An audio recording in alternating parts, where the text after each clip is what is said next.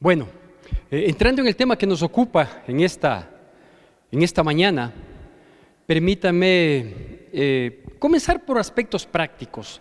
La Biblia es la inspiración de Dios, cuyas historias relatadas, no importa hace qué tiempo, tienen similitud con nosotros, primero porque somos seres humanos y luego porque tiene total aplicación, ¿sí? Total vigencia en nuestras vidas. Y hay algo que nosotros debemos notar, algo que nosotros debemos destacar en algunas historias, a efecto de no declinar, a efecto de no desfallecer, a efecto de no apartarnos inclusive, ¿sí? Uno de los primeros personajes de los que habla la palabra de Dios y que tuvieron un contacto con Dios y que tuvieron un contacto que les llevó a la obediencia, que les llevó a recibir una dirección, un rumbo, es Abraham, de él conocido como el padre de la fe. Se puede hablar muchísimo al respecto, pero yo quisiera verle a Abraham no como el padre de la fe, no como un patriarca, no como el ejemplo que luego sería mencionado por los profetas posteriores, tanto del Antiguo Testamento y como del Nuevo Testamento, sino más bien como un ser humano, con altas y bajas, con un ser humano expuesto a todas las situaciones como las que estamos expuestos todos y cada uno de nosotros en nuestra vida. Y en ese sentido, déjeme decirle que Abraham, que viene siendo por ahí de la 9ª generación después del diluvio de Noé, ¿sí? Usted sabe que Dios emitió un juicio en vista de que había visto que todo era corrupción, que todo era perversidad, que todo era maldad. Entonces Dios emite un juicio en contra de los habitantes de la tierra y sobrevive únicamente Noé, quien al recibir las instrucciones y obedecer las mismas, salvó su vida y la de sus hijos, ¿sí? De sus 3 hijos. De uno de ellos, de Sem, del mayor de ellos, es descendiente Abraham, ¿sí? La 8ª generación, su padre, y la 9ª generación, Abraham con sus hermanos, ¿sí? Con su hermano que fue Harán, en donde se reencontraría luego la familia. ¿Por qué digo se reencontraría?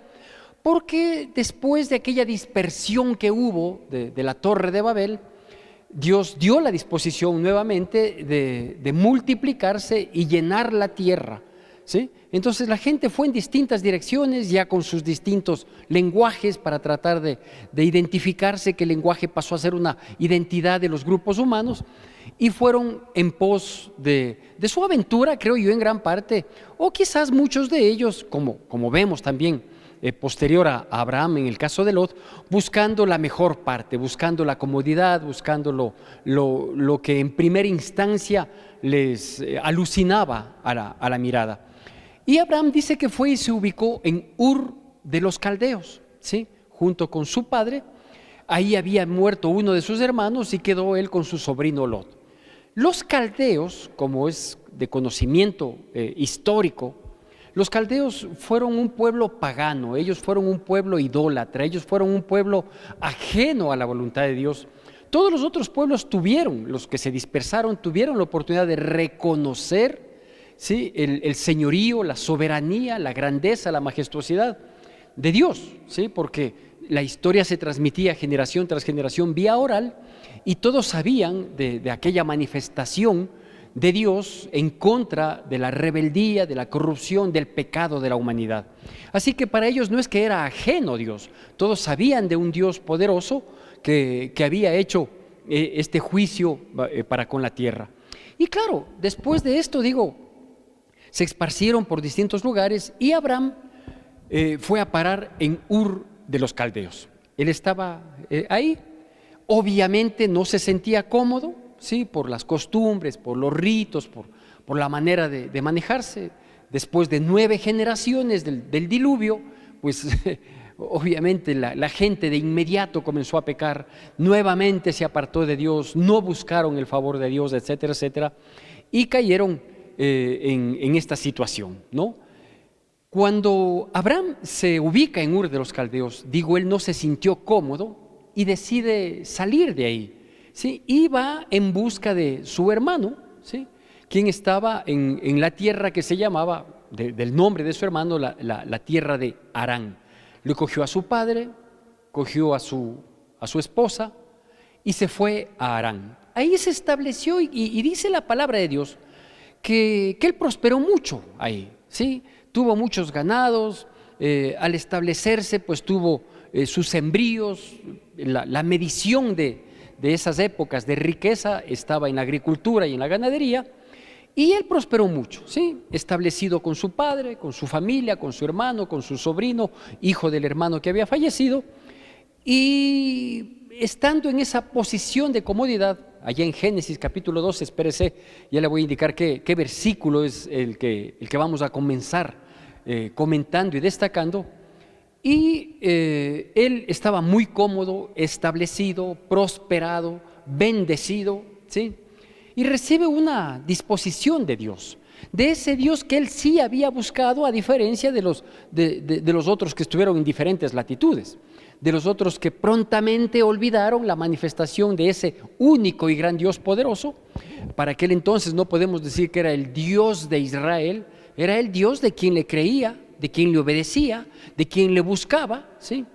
Y por lo tanto fue el Dios de Abraham, porque él procuraba manejarse de manera correcta. Insisto, esta fue la razón por la que él decide salir de Ur de los caldeos o los babilónicos posteriormente, como fueran llamados también, precisamente derivado de la torre de Babel, entonces que significa confusión, Babel.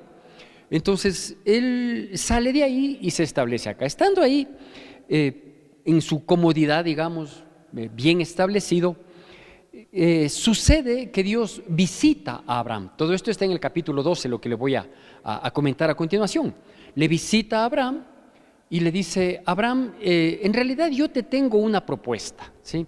Y todas las propuestas de Dios son buenas. ¿Cuántos de nosotros decimos amén? ¿Sí?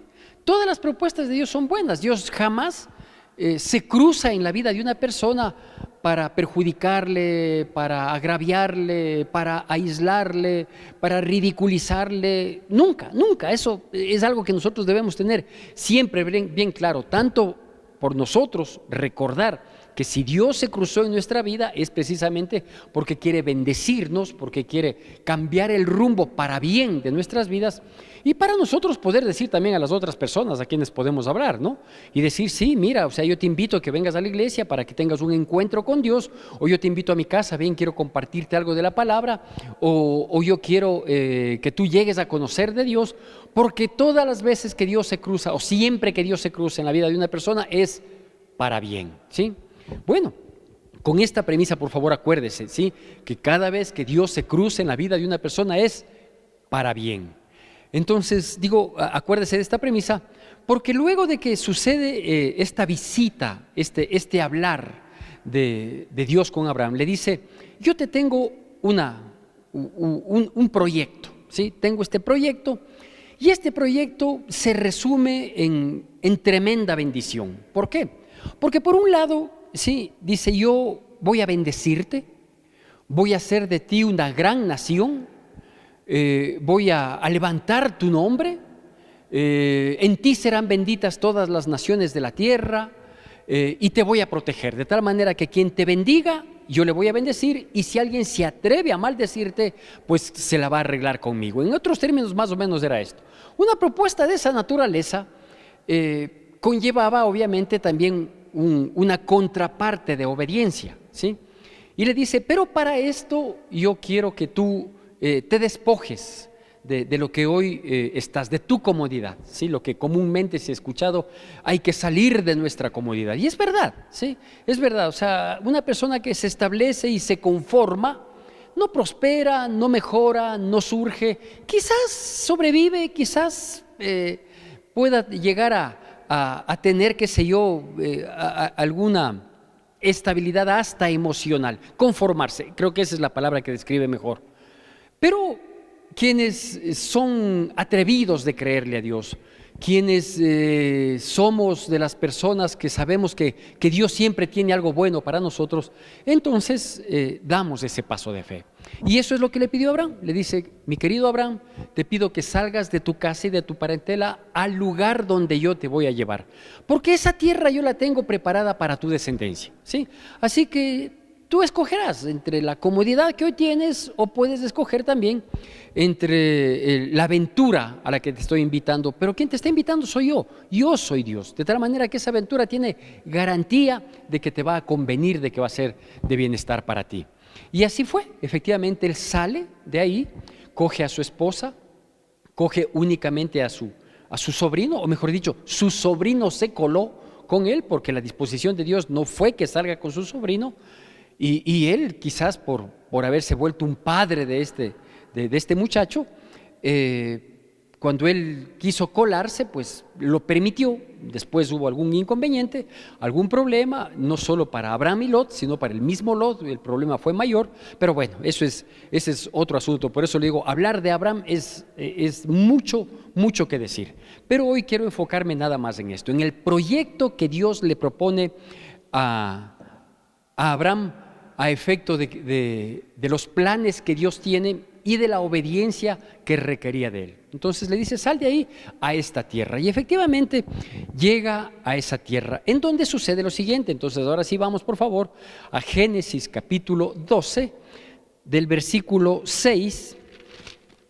Inicialmente vamos a hacer la lectura hasta el versículo 9. Génesis 12, del 6 al 9. Luego continuaremos con los otros versículos. Y dice así: y pasó, todos por favor me siguen con atención y con la debida reverencia como amerita la palabra de Dios. Tenemos todos, amén. Génesis 12, del 6 al 9 inicialmente. Amén, amén. Bueno, vamos ahí. Dice: y pasó Abraham por aquella tierra hasta el lugar de Siquem, hasta el encino de More, y el cananeo estaba entonces en la tierra. Y apareció Jehová a Abraham y le dijo: a tu descendencia daré esta tierra. Y edificó allí un altar a Jehová, quien le había aparecido. Luego se pasó de allí a un monte al oriente de Betel, y plantó su tienda, teniendo a Betel al occidente y a Jai al oriente, y edificó allí altar a Jehová, e invocó el nombre de Jehová. Y Abraham partió de allí caminando y yendo hacia el Negev, digamos hacia el mejor lugar de todo ese espacio, ¿sí? ¿Qué nos dicen estos versículos? Estos versículos nos hablan primero de la obediencia de Abraham. Dios le dijo: sal de tu casa y de tu parentela a la tierra que yo te mostraré, y él así fue.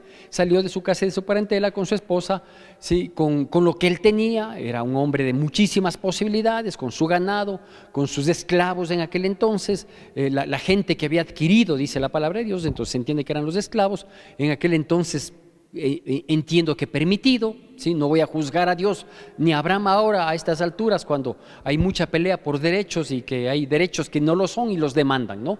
Pero bueno, entonces dice que él llegó a esta tierra, y aquí nosotros vemos dos cosas, ¿no? Por un lado, digo, la obediencia de Abraham de salir para ir allá. Escogió un lugar, ¿sí? o llega al espacio y escoge ahí un lugar. Dice que fue al monte y tuvo del un lado a Betel y del otro lado a Jai. Luego le menciono lo que significan estos nombres, porque tienen trascendencia en el caminar de Abraham, al menos en estos primeros pasos, digámoslo así, ¿sí? Y la segunda cosa que quiero destacar es que él, tanto cuando llega al sector, cuanto se establece en ese monte, él erige un altar. ¿Qué significa erigir un altar? O en aquel entonces, ¿qué significaba erigir un altar? Primero, el erigir un altar era un reconocimiento a Dios, ¿sí? Por haberle llevado con bien. Era una invocación del nombre de Dios sobre ese lugar, pidiendo protección. Entonces, él erige un altar en gratitud a Dios por haberle llevado a aquella tierra que Dios le había advertido, le había guiado y le llevó hasta ese lugar. Pero él invoca el nombre de Dios. Él dice: hasta aquí vamos y hasta aquí vamos bien. Hasta aquí me has ayudado, Señor, así que yo voy a levantar un altar. Un altar a veces, y en este caso no creo que sea muy desatinado decirlo, pero a veces un altar también no es solo la invocación del nombre de Dios para protección, para que Él sea el soberano sobre ese lugar, sino que, y digo también es un acto de gratitud, sino que también es una consagración, ¿no? Entonces es como decir, yo llego acá y hago un altar porque quiero consagrar este espacio y las personas que nos pertenecemos a este espacio, quiero que nos consagremos aquí con Dios, ¿no es cierto? Entonces, él hace dos altares en realidad, uno cuando llega al sector y otra en donde él ya se establece, ¿sí?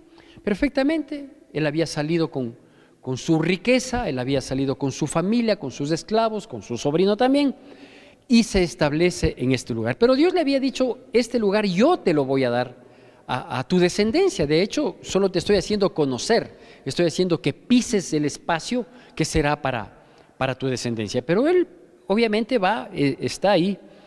Y yo digo, sí, hay cosas que uno no espera dentro del desarrollo de un proyecto, ¿sí? Cuando uno arranca en un proyecto, obvio debe tener un objetivo, debe tener un propósito y todos los cálculos que son inherentes a un proyecto, ¿no es cierto? O sea, el tiempo que me va a llevar a ejecutarlo, el costo que esto va a tener, tanto el costo material, económico, como el costo humano, es decir, el sacrificio, el esfuerzo que cada uno debe poner, etcétera, etcétera. Y yo creo que Abraham no fue diferente a elaborar un proyecto, quizás no tan técnicos como hoy en las distintas áreas del conocimiento humano, pero creo que sí, él más o menos tenía un poco planificada la situación, ¿sí? Y obviamente dentro del proyecto había un objetivo. ¿Cuál era el objetivo? Pues las palabras que Dios le había dicho cuando él se estableció en Harán con su hermano y con su padre y todo, y le dijo, yo te voy a bendecir, te voy a dar una tierra buena, tú vas a ser de bendición, en ti serán benditas todas las naciones, tus enemigos yo me voy a encargar de enfrentarlos, etcétera, etcétera, etcétera. Entonces, esa era la motivación, o sea, él no perdió ese horizonte, ¿sí? ¿Y por qué digo esto? Porque en los versículos posteriores se relata lo que con los nombres de los lugares que tenía a los costados, ¿sí?, de su establecimiento, un poco nos muestra lo que habría de suceder. ¿Sabe qué significa Betel? Betel significa casa de Dios. Y si Abraham hizo un altar, erigió uno o dos altares, ¿sí?, invocando el nombre de Dios, lo que Abraham estaba diciéndole es, yo reconozco que tú me has traído acá y esta es tu casa porque a mí me has traído como un hijo tuyo, ¿no es cierto? Entonces tenía del un lado, digamos, ¿sí?, la casa de Dios o el oriente, al oriente Betel, y del otro lado dice que tenía Jai, ¿sí?, o Ai, como dicen algunos también. De hecho, en algunos diccionarios bíblicos no lleva la letra H. ¿Y sabe qué significa Ai? Permítasme ser un poco más literal. Ai significa una ruina, pero más que una ruina material, es una ruina en cuanto al estado de ánimo que implica dolor, tristeza, angustia, sufrimiento. Ahí estaba Abraham, ¿sí?, entre la casa de Dios y un sufrimiento. Pongamos esta palabra que resuma a todo ese estado de ánimo que puede haber. ¿Por qué le digo yo esto? ¿Por qué destaco yo esto? Porque cuando Dios tiene propósitos en nuestras vidas, y yo quiero recordarle que Dios tiene propósitos en todas nuestras vidas, propósitos económicos, de trabajo, laborales, sentimentales, emocionales, físicos, en todas las áreas en las que nos desenvolvemos como seres humanos, Dios tiene propósitos, ¿sí?, que quizás no lo entendamos, que quizás no hemos puesto un poquito de parte para procurar conocerlos, es otra cosa, pero que Dios tiene propósitos, porque vuelvo al inicio, ¿sí?, porque cuando Dios se cruza en nuestro camino, se cruza para hacer de nosotros bendición, para bendecirnos, para mejorarnos, ¿sí?, nunca para destruirnos, para atacarnos, o para que nos volvamos quizás unos héroes de la fe diciendo, yo pobrecito, a mí me pasa todo. No, eso no es así. Ahora, lo que sí es cierto también es que el estar en la casa de Dios es una seguridad, aunque muchas veces tengamos del otro lado sufrimiento, dolor, amargura, quebranto. Una cosa es establecerme en un lugar, pero del un lado voy a tener la presencia de Dios y del otro lado voy a tener el sufrimiento, voy a tener la dificultad, voy a tener el tropiezo. Me va a llegar algún rato la angustia, la tristeza, el dolor. En la casa de Dios voy a derramar lágrimas de gratitud, de reconocimiento, por sentir su sola presencia voy a derramar lágrimas, pero del otro lado posiblemente voy a derramar lágrimas por los motivos que acabo de manifestar, por el dolor, la tristeza, etcétera, etcétera, etcétera. Él se establece en ese lugar. ¿Por qué? ¿Por coincidencia? ¿Por loco? No, se establece porque Dios nos dice, mira, yo me crucé en tu camino, yo tengo un proyecto de vida para ti, para los tuyos, dentro de tu hogar, dentro de tus finanzas, dentro de tu trabajo, de tus emprendimientos, de tu profesión, dentro de tus planes emocionales, dentro de tus planes de vida. Yo tengo eso para ti, ¿sí? Y la seguridad es que, por un lado, yo voy a estar contigo, voy a estar en Betel, ¿sí? En la casa de Dios, pero por otro lado va a estar Jai del otro lado, ¿sí? Y claro, no es que a veces posiblemente nos jale un poco más Jai, pero tenemos un Betel a donde recurrir, ¿sí? ¿Y por qué le explico esto? Porque inmediatamente en el versículo 10 en adelante aparece algo que no se compadece con el proyecto y con las palabras dichas por Dios en un inicio o en los inicios del proyecto. De aquí me he permitido sacar el nombre de la prédica, que se llama La curva necesaria que te desvía del camino. La curva necesaria que te desvía del camino. Sigamos leyendo entonces. Volvamos por favor a la palabra, Génesis capítulo 12, versículos del 10 en adelante, hasta terminar el capítulo 12. Génesis capítulo 12 del 10 en adelante. Y entramos en la curva necesaria que te desvía del camino. Bueno, vamos ahí. Entonces dice así: hubo entonces hambre en la tierra y descendió Abraham a Egipto para morar allá, porque era grande el hambre en la tierra. Y aconteció que cuando estaba para entrar en Egipto, dijo a Sarai su mujer: he aquí, ahora conozco que eres mujer de hermoso aspecto, y cuando te vean los egipcios dirán, su mujer es, y me matarán a mí y a ti te reservarán la vida. Ahora pues, di que eres mi hermana, para que me vaya bien por causa tuya, y viva mi alma por causa de ti. Y aconteció que cuando entró Abraham a Egipto, los egipcios vieron que la mujer era hermosa en gran manera. También la vieron los príncipes de Faraón y la alabaron delante de él. Y fue llevada la mujer a casa de Faraón. E hizo bien a Abraham por causa de ella, y él tuvo ovejas, vacas, asnos, siervos, criadas, asnos y camellos. Mas Jehová hirió a Faraón y a su casa con grandes plagas por causa de Sarai, mujer de Abraham. Entonces Faraón llamó a Abraham y le dijo: ¿qué es esto que has hecho conmigo? ¿Por qué no me declaraste que era tu mujer? ¿Por qué dijiste, es mi hermana, poniéndola en ocasión de tomarla para mí por mujer? Ahora pues, he aquí tu mujer, tómala y vete. Entonces Faraón dio orden a su gente acerca de Abraham, y le acompañaron, y a su mujer con todo lo que tenía. Bueno, aquí vemos, vea, una curva inesperada, una curva no planificada, una curva que no se había notado dentro del plano del proyecto inicial, en el que le dice: te bendeciré, serás de bendición, haré de ti una gran nación, yo te voy a cuidar, los que te bendijeren serán benditos, y los que te maldijeren, pues yo me encargo de ellos. Todo ese plan inicial, toda esa expectativa maravillosa de parte de Dios, al poco tiempo, por decirlo así, ¿sí? No sé qué tiempo, pero en el relato bíblico está de inmediato, surge esta curva, ¿sí? Esta curva que uno no la entiende, esta curva que provoca preguntas, muchas de ellas sin respuesta, cuando dice: ¿y qué pasó?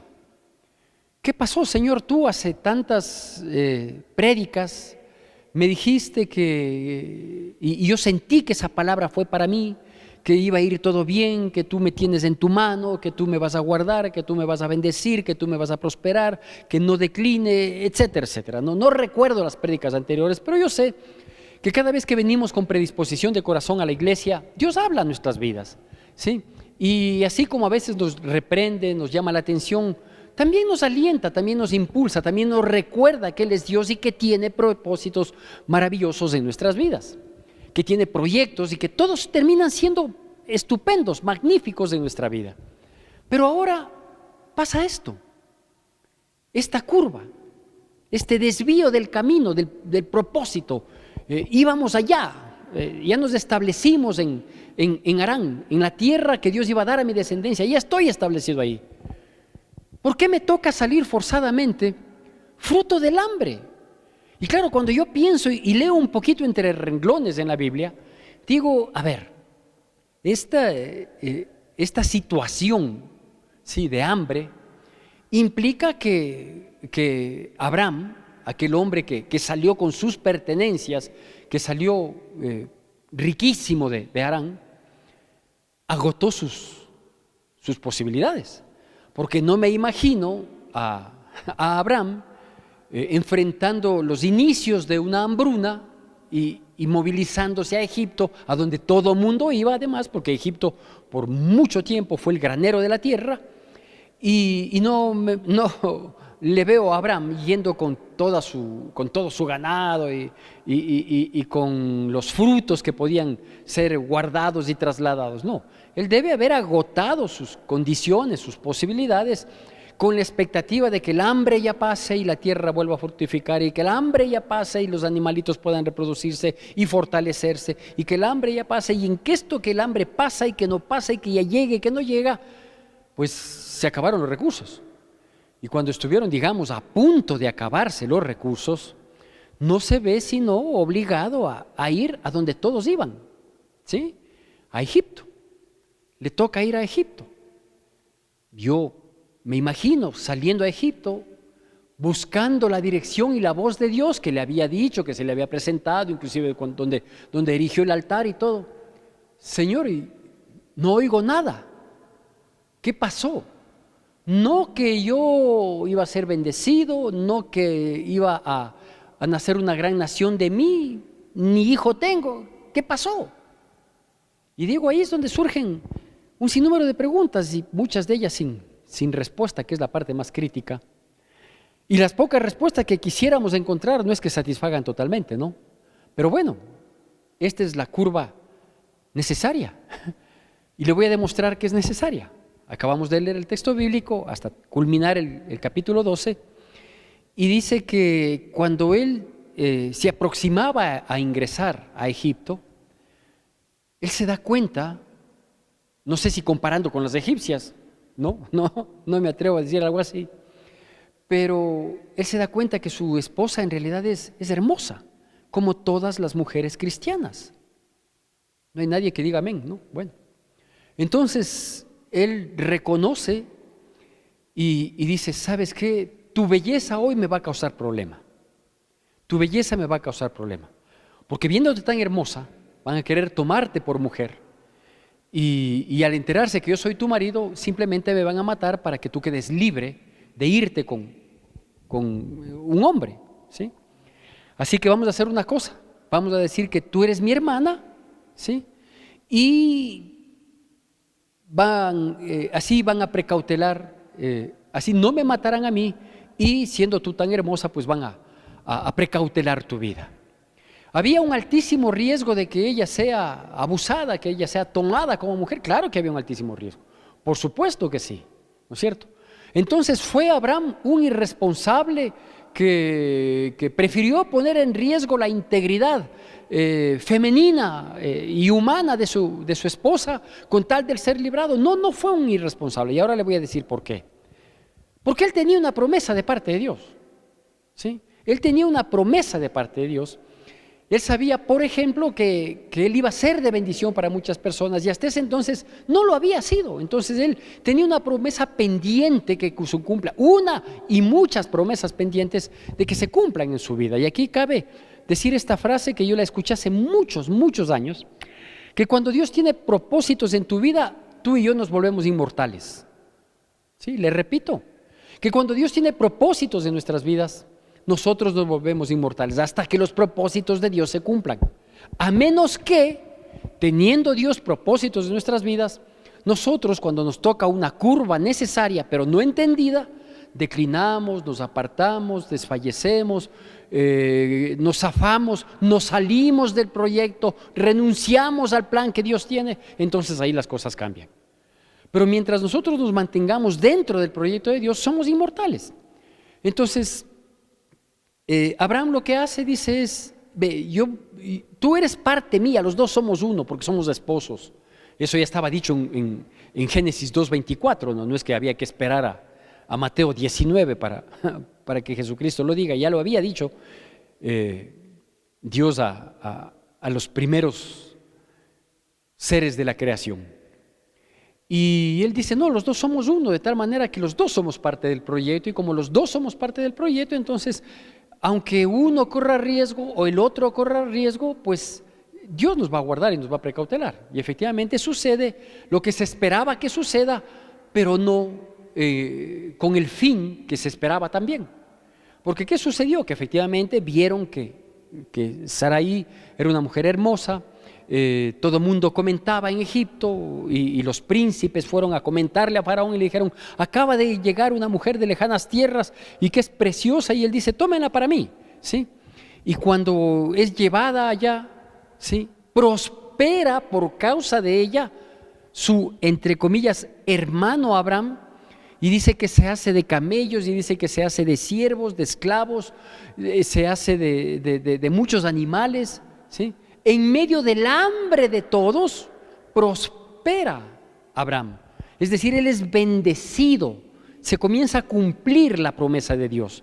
En medio de un desastre, ¿no? En medio de una hambruna generalizada del mundo conocido entonces, por decirlo así.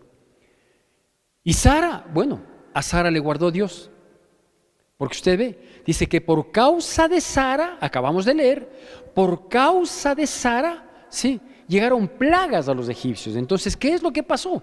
Que ellos comenzaron a enfrentar algunas plagas, no son las 10 plagas de miles de años después con Moisés, ¿sí?, sino son plagas, es decir, llamados de atención, y que los egipcios en sus creencias, en sus rituales, en sus idolatrías, posiblemente preguntaron a sus dioses, pero Dios, que es Dios de dioses, Rey de reyes y Señor de señores, dijo, no le toquen a esa mujer, hasta cuando descubren, ¿sí?, que efectivamente esa mujer tenía un dueño, y ese dueño era Abraham.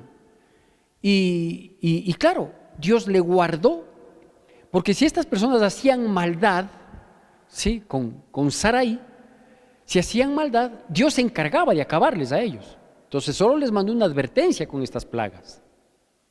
Yo no sé si usted puede dimensionar el obrar de Dios, que nos es oculto, que nos es ajeno, que no es entendible desde siempre, sino que conforme vamos caminando y permanecemos en su proyecto, vamos descubriendo, vamos viviendo, cosas entendemos, cosas no, pero vemos la mano de Dios en nuestras vidas.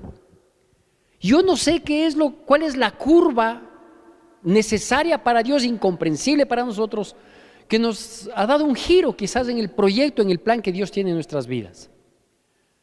¿Por qué de pronto, teniendo un proyecto de vida sentimental con el cual hemos formado un matrimonio y hemos no solo dicho ante las autoridades, sino quizás ante algún líder espiritual que lo hacemos para toda la vida, ¿por qué llegamos a este punto en el que nos enojamos y hasta estamos pensando en el divorcio?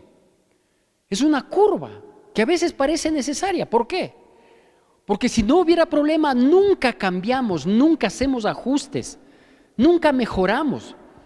Y muchas de las veces terminamos viviendo así, no llegamos a separarnos, pero tampoco tenemos vida matrimonial. Así que si es que ha habido una curvatura dentro del proyecto sentimental, que además implica una familia, hijos, etcétera, etcétera, es porque esa curva nos está haciendo notar que hay varios avisos que quizás nos pasamos por alto y que si seguimos en ese sentido, sí, pues nos vamos a ir al precipicio. Pero si hacemos caso y pegamos una miradita retrospectiva y comenzamos con sensatez, con humildad, con sencillez de corazón a reconocer los errores, a qué rato cambié, a qué rato perdí el respeto, a qué rato pasó algo que nos ha llevado a esta curva para reaccionar. Usted sí sabe lo que pasa, ¿no?, cuando hay una curva imprevista, que uno va muy cómodo en el carro y de pronto le coge una curva y todo el mundo se revuelve ahí. Entonces a veces es necesario que esa curva llegue a nuestras vidas para revolvernos y poder reaccionar y decir, no, tenemos que bajar la velocidad. O tienes que coger la curva con más cuidado. O fíjate bien, por favor, en las advertencias que están en el camino que dice reduzca la velocidad. En fin, hay un sinnúmero de situaciones simbólicas en una curva, ¿sí? que nos golpea a ratos, pero que nos advierten para que el resto del camino caminemos de mejor manera. Que entendamos que a veces nos toca experimentar, estando establecidos en Dios, pero a veces nos toca experimentar ajay, nos toca experimentar dolor, quebranto, sufrimiento, angustia. Gracias a Dios tenemos a Betel del otro lado, en donde podemos refugiarnos, en donde podemos volvernos para decirle, Señor, ¿en qué estoy fallando? ¿Cuál es la parte que estoy haciendo mal? Lo mismo puede ser en las finanzas. Una curva necesaria, una pequeña quiebra, un escape al proyecto inicial que uno le hace pensar y dice, no, ya me doy cuenta que no puedo gastar en vanidades. Habrá su tiempo para poder hacerlo eso, pero ahora es lo indispensable. Qué pena no haber hecho antes una escala de prioridades en los recursos financieros, pero esta curva necesaria me está llevando a que sí, tengo que hacer un orden de prioridades y a no tomar decisiones sentimentales, sino pensadas, razonadas. A veces las curvas, se vuelven tan necesarias a efecto de saber que no es que el proyecto se acaba, sino que el proyecto necesita ir tomando ajustes en nuestras vidas. El versículo 16 que acabamos de leer dice que Abraham prosperó en Egipto. Acuérdese que él había bajado por hambre, es decir, bajó sin recursos. Y toda esta jugada que parecía de mucho riesgo, en fin. Con esto no estoy diciendo que expongan a las esposas, por favor, ¿sí? Esto es un caso único que hay en la Biblia. No estoy diciendo que de aquí en adelante van a decir a la esposa, entonces anda a trabajar. No, si es que ella ya trabajaba y trabaja, amén. Y si no se trata de exponer. Es una estrategia, es una fórmula que Dios tiene para cada vida, en cada situación, en cada caso. Por eso es que Dios es un Dios personal. Porque como lo hace conmigo, posiblemente no lo haga con usted. Y como lo hace con usted, tampoco lo ha hecho conmigo. Entonces, Dios tiene su manejo porque es un Dios personal. Y en el versículo 16 digo que Él hizo bien a Abraham por causa de ella, y él tuvo ovejas, vacas, asnos, siervos, criadas, asnas y camellos. ¿Cómo obtuvo esto? En medio de una hambruna de todo el mundo, que a él también le afectó en un momento. Esa fue la curva necesaria. Pero esa curva necesaria que parece que nos desvía del camino, tiene un propósito de parte de Dios. Porque si no, bueno, ya para ir concluyendo con el tema, si no, me pregunto, ¿y si Abraham se quedaba cruzado de brazos ante la hambruna y decía, no, yo confío en Dios, algo irá a hacer? Y se acaban las bodegas de las que tenía todos los granos, en las que tenía todo el alimento que podía guardarse, y se iba acabando por la hambruna, ¿sí? O dejaba morir a su gente y dejaba que los animalitos también ya no se alimenten, no se fortalezcan, por lo tanto no se reproduzcan, y si se reproducían con unas crías que daban pena, confiando. No, hay que tomar decisiones. Y claro, la decisión que a él le tocó es una decisión que no estaba dentro del proyecto, fue esa curva que le desvió del camino, pero fue necesaria, y al tomar la decisión, aceptando un hito que no estaba dentro del plano, ¿sí? En medio de la hambruna, él ahora vuelve a tener muchos bienes para seguirse sustentando, porque había muchas más cosas que tenían que cumplirse en la vida de Abraham. Si Dios dijo que él iba a ser de él una gran nación, necesitaba un hijo. Y aquí todavía no se hablaba nada del hijo ni de la promesa, no habían venido los ángeles a decirle de aquí a un año, no, faltaba largo todavía. Pero él sabía que había una promesa y que esa promesa es de Dios, y esa promesa tiene que cumplirse. ¿Qué tiempo falta? Yo no soy quien para decirle si falta mucho o falta poco. Lo que sí sé es que las promesas de Dios son en Él sí y son amén. Porque sus promesas son fieles y verdaderas. Porque en Él no hay rastro de mudanza. Entonces, pastor, ¿cuánto más tengo que esperar? Yo no sé cuánto más tenga que esperar. Lo que sí sé es que mientras espera, Dios le va a fortalecer, Dios le va a sostener, Dios le va a sustentar. No le garantizo que duerma cómodamente todas las noches, desde las 8 de la noche hasta las 8 de la mañana. Eso no lo garantizo, porque ni yo mismo lo he vivido. Pero sí le garantizo que llegaremos a buen recaudo. Permítame concluir entonces con los versículos que demuestran que la curva fue necesaria. Capítulo 13, versículos del 1 al 4, y con esto concluyo. Capítulo 13, versículos del 1 al 4 dice: subió pues Abraham de Egipto hacia el Negev, que es en donde se había establecido antes, en donde había hecho un altar, él y su mujer con todo lo que tenía, y con él Lot, su sobrino.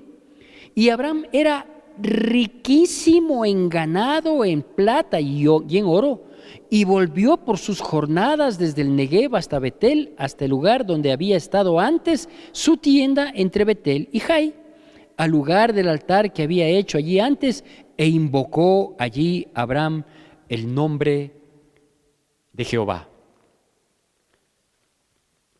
Yo le dije que ya terminaba, ¿no? Sí voy a terminar. Pero permítame, me asaltó un versículo en este momento. ¿Por qué la curva fue necesaria?